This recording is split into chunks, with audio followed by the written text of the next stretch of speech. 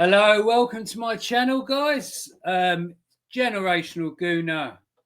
If you're new around here, please like and subscribe to my video.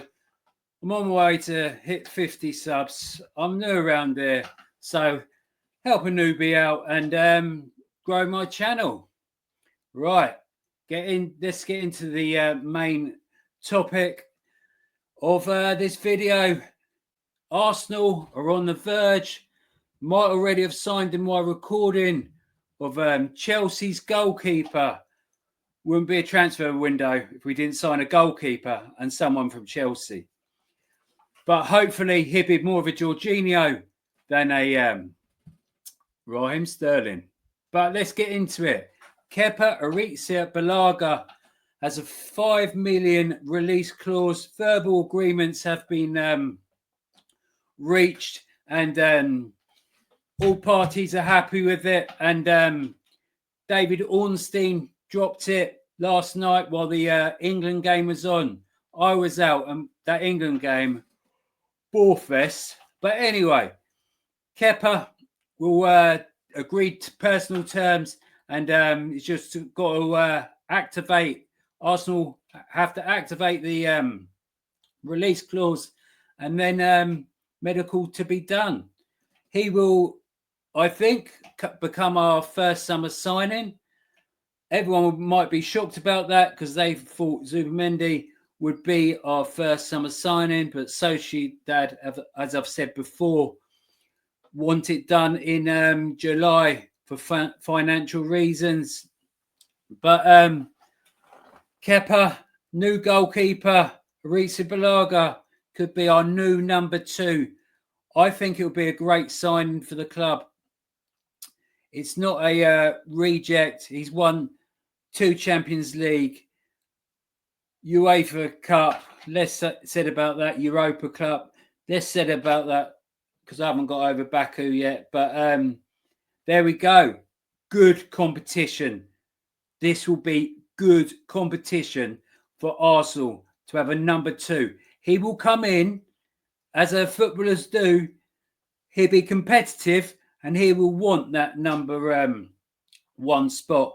So Raya, and be honest, if something happened to Raya during the season, I'd rather Kepa come on than Neto.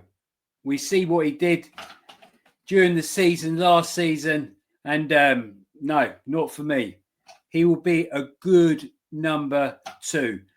A competitive, that's what we need, a competitive squad. So, just got a medical to do. I do believe maybe at the time of recording he's already signed and I'm talking a load of waffle. But it will provide good quality competition for our squad. And that's what we need to do. Build a competitive squad.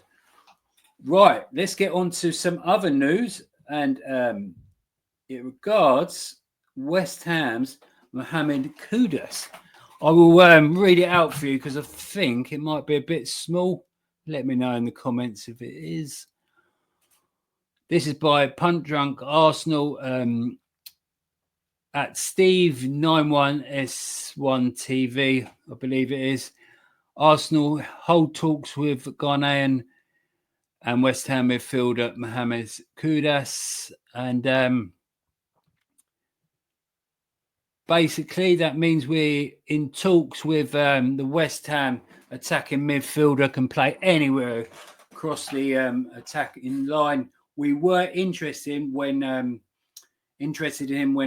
West Ham signed him that summer, and I think it was 35 million to 40 million.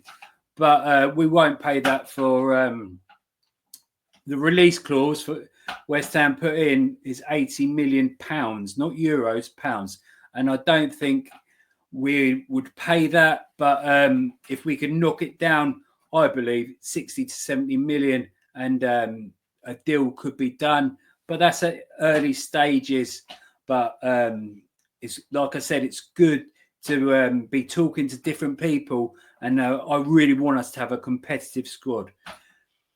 Kudas can play on the left, the right, midfield attacking areas, and even play as a number 10 or false 9.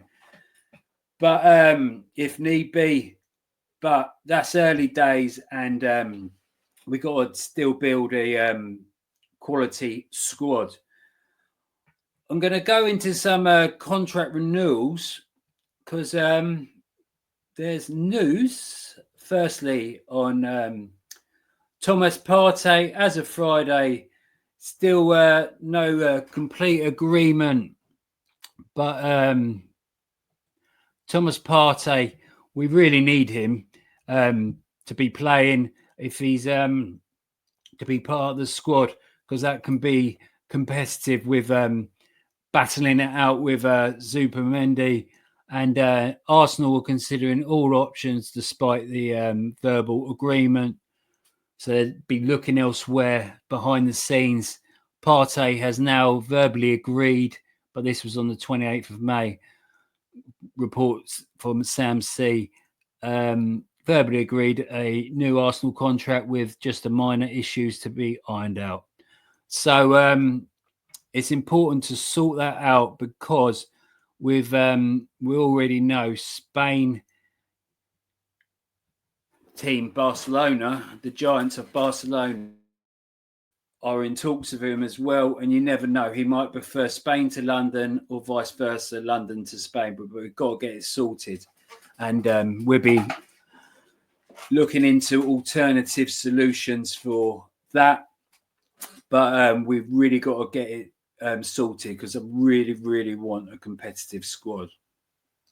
This is a bit of news that I'm really happy about from the Arsenal AFC stuff, and it's by Ryan Taylor of The Sport, and he does the Mirror, I believe.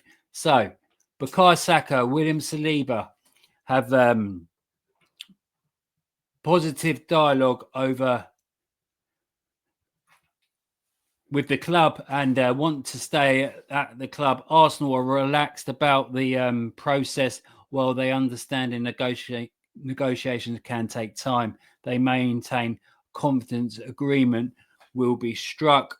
I did do a video on this that especially Saliba was having positive dialogue, conversations, and Arsenal weren't too worried about the situation.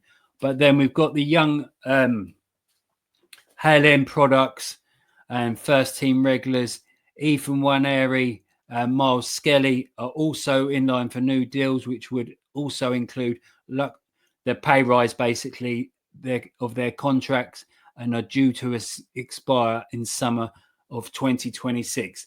See, this is really important. I want all 4 players to be playing, but summer 2026, next season, they can't be left to be free agents. So we've got to work hard on the contract renewals. Them 4 players will be brilliant to have contract extensions.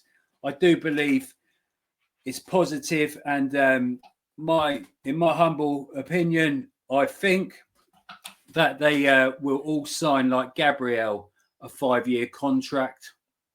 So we really need them to come in and bolster, still be there. Contract extensions done for 5 years, just like I said, but they need, because we need to have competition, and really good competition and competitive squad if we want to compete on all fronts.